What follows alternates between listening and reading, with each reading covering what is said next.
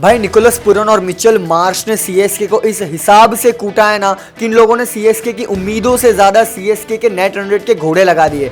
अब यहाँ से सीएसके को क्वालिफाई करने के लिए अपने अगले दोनों मैचेस जीतने हैं, जो मैचेस होने वाले हैं एसआरएच के सामने और जीटी के सामने। और सिर्फ दोनों मैचेस जीतने नहीं है बल्कि बहुत तगड़े मार्जिन से जीतने हैं ताकि सीएसके 16 पॉइंट्स तक पहुंचे और उनका नेट रन रेट भी इंप्रूव हो। और अगर ये नेट रन रेट इंप्रूव होता है तब जाकर सीएसके क्वालिफाई कर सकती है। लेकिन असली क्लाइमैक्स ये है कि लखनऊ ने ये मैच जीतकर पंजाब, हैदराबाद और राजस्थान तीनों टीम्स की मदद कर दी है।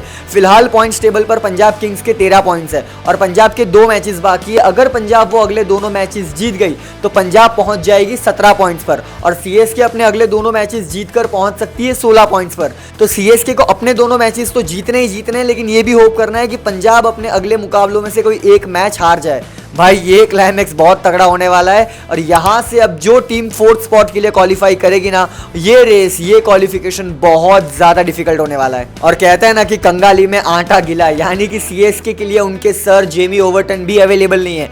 सीएसके को जेमी ओवरटन की याद इतनी ज़्यादा आने वाली है ना, क्योंकि लखनऊ के अगेंस्ट जेमी ओवरटन होते तो वो 20-25 रन की एक्स्ट्रा इफेक्टिव इनिंग ज़रूर खेलते जो बहुत बड़ा इंपैक्ट डालती। और जब लखनऊ के पहले 10 ओवर्स में एक भी विकेट नहीं था ना, तब अगर जेमी ओवरटन होते ना तो वो जरूर 2 या 3 विकेट्स निकाल के देते। तो सीएसके को ये मैच में तो जेमी ओवरटन की याद आई है, लेकिन अपने आने वाले दोनों मुकाबलों में जेमी ओवरटन की कमी बहुत ज्यादा खलने वाली है। और सीएसके के मैनेजमेंट ने एक बहुत बड़ी गलती की है अकील हुसैन को ना खिलाकर। चलो मान लिया कि भाई इस पिच पर फास्ट बॉलर्स के लिए बहुत ज्यादा मदद थी, लेकिन अकील हुसैन एक ऐसा बॉलर है जो आपको किसी भी फेज में, किसी भी कंडीशन में, पावर प्ले हो या मिडल ओवर्स हो, वो आपको विकेट निकाल के देता। अकील हुसैन की बॉल टर्न होती है जहां एक तरफ मिचेल मार्श और निकोलस पुरन ने भाई फास्ट बॉलर्स को आड़े हाथ लिया था।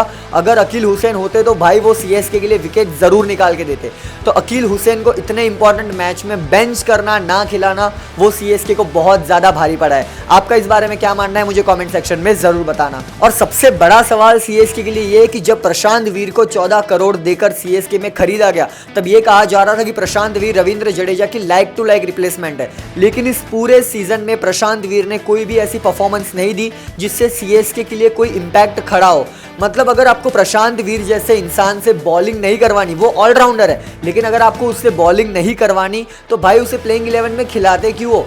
आप उसकी जगह कोई बेटर प्लेयर को प्लेइंग 11 में ला सकते हो। लखनऊ के अगेंस्ट सीएसके के लिए सिर्फ एक ही बहुत बड़ा पॉजिटिव था, वो था कार्तिक शर्मा की बैटिंग। मतलब कार्तिक शर्मा ने ये प्रूव कर दिया कि भाई सीएसके के 28 करोड़ में से 14 करोड़ तो वर्थ इट थे। मतलब एक ऐसी पिच जहां बाकी बैटर्स को समझ में नहीं आया कि बैटिंग करनी कैसे, वहां कार्तिक शर्मा जैसे यंगस्टर ने 169 की स्ट्राइक रेट से 71 रन मारे। और तो और शिवम दुबे ने भी 200 की स्ट्राइक रेट से भाई सीएसके को एक तगड़ा कमबैक करके दिया। लेकिन जब बात एलएसजी की चेस की आई ना, भाई उनके बैटर्स ने रिवेंज मोड एक्टिवेट कर लिया था। मतलब एक होती है बैटिंग, एक होती है बहुत सही बैटिंग और फिर आती है एलएसजी की बैटिंग। भाई मतलब 17 ओवर्स में उन लोगों ने टारगेट चेस कर लिया था यार। कौन सी आत्मा एक्टिवेट कर ली थी एलएसजी ने, भाई मार मार के उन लोगों ने सीएसके के बॉलर्स के धागे खोल दिए। अंशुल कंबोज ने लिटरली आईपीएल की सबसे महंगी स्पेल डाली है। मतलब भाई अंशुल कंबोज जिसने सीएसके के लिए इस सीजन में सबसे ज्यादा विकेट्स लिए, भाई उस बंदे को कूटा गया है लिटरली। एलएसजी का बिल्कुल सिंपल फॉर्मूला था कि भाई हम तो डूबेंगे सनम, तुमको भी साथ लेके डूबेंगे।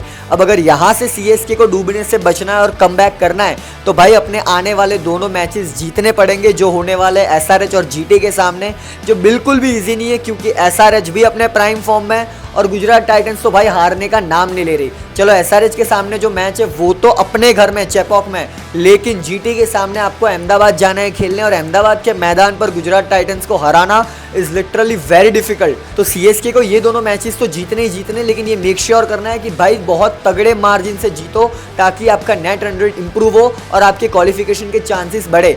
अब आपको क्या लगता है कि सीएसके यहाँ से प्लेऑफ के लिए क्वालिफाई कर पाएगी या नहीं, मुझे कमेंट सेक्शन में जरूर बताना। Until then take care, bye bye.